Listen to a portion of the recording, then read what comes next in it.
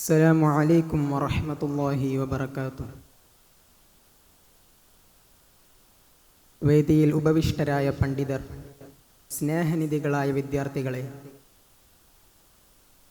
മനുഷ്യൻ്റെ ഊണു മുതൽ ഉറക്കം വരെ AI നിയന്ത്രിതമായ ഒരു കാലഘട്ടത്തിന് സാക്ഷികളാണ് നമ്മൾ.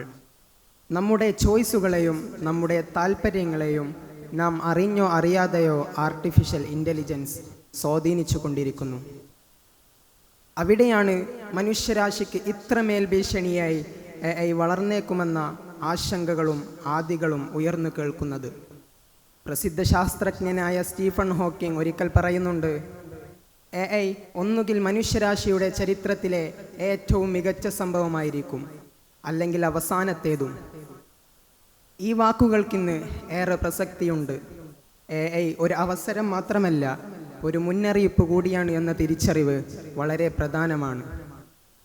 AI കടന്നുവരവ് അതിവേഗതയിലുള്ള വിപ്ലവങ്ങൾക്ക് തിരകൊളുത്തിയെങ്കിലും അതിൻ്റെ പശ്ചാത്തലത്തിൽ നിരവധി ആളുകൾക്കാണ് തങ്ങളുടെ തൊഴിലുകൾ നഷ്ടമായത്. വേൾഡ് എക്കണോമിക് ഫോറം 2023 റിപ്പോർട്ട് സൂചിപ്പിക്കുന്നത് അടുത്ത 5 വർഷത്തിനുള്ളിൽ ഏകദേശം 83 ദശലക്ഷം തൊഴിലവസരങ്ങൾ നഷ്ടപ്പെടാൻ AI കാരണമാകും എന്നാണ്. മനുഷ്യനെ തന്നെ നിയന്ത്രിക്കുന്ന വിധത്തിലേക്ക് AI വളർന്നേക്കുമെന്ന ആശങ്ക പങ്കുവച്ചത് AI തന്നെ ഗോഡ് ഫാദറായി വിളിക്കപ്പെടുന്ന ജെഫ്രി ഹിൻഡൺ തന്നെയാണ്. മനുഷ്യരാശിക്ക് ഇത്രമേൽ വെല്ലുവിളിയാകുന്ന ഒരു ഉദ്യമത്തിന് താൻ കാരണമാകുമെന്നതിൽ മനം നൊന്തുകൂടിയാണ് അദ്ദേഹം ഗൂഗിളിലെ തൻ്റെ പദവികളിൽ നിന്നെല്ലാം വിരമിച്ചത്. AI സഹായത്തോടെ ഡീപ് ഫേക്കുകൾ ഉപയോഗിച്ച് മറ്റുള്ളവരുടെ അഭിമാനത്തെ പോലും പിച്ചിച്ചീന്തുന്ന അവസ്ഥയിലേക്കാണ് സാഹചര്യങ്ങൾ എത്തിപ്പെട്ടത്. സാധ്യതകളുടെ വലിയ ലോകങ്ങൾ നമുക്ക് മുമ്പിൽ നിറഞ്ഞു നിന്നപ്പോൾ ഡീപ് ഫേക്കുകളും വ്യാജവാർത്തകളും സമൂഹത്തിൽ അരങ്ങു തകർക്കുന്നതാണ് നമ്മൾ കണ്ടത്.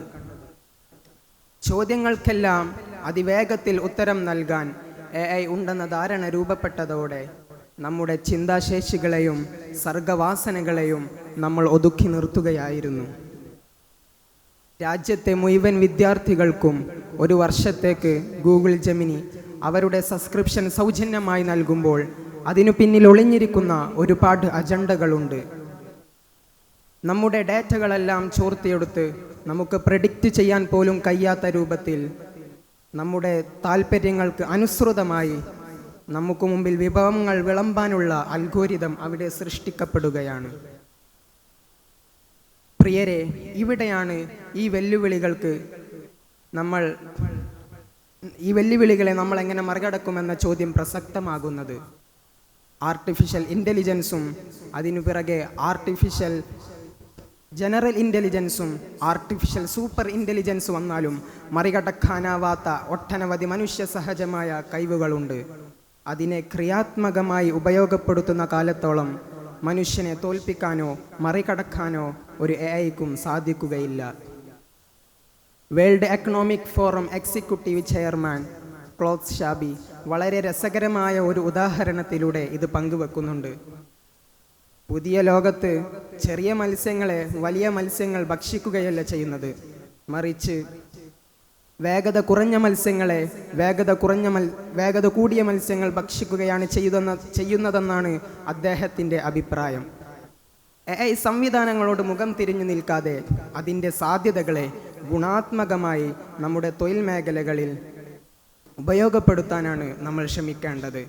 അതേസമയം ആധികാരിക മനോഭാവത്തോടെ AI നമുക്ക് മുമ്പിൽ വിളമ്പുന്നതെല്ലാം കണ്ണടച്ച് വിശ്വസിക്കുന്നതിനു പകരം കൃത്യമായ അന്വേഷണങ്ങൾക്കും നിരീക്ഷണങ്ങൾക്കും നമ്മൾ തയ്യാറാകണം.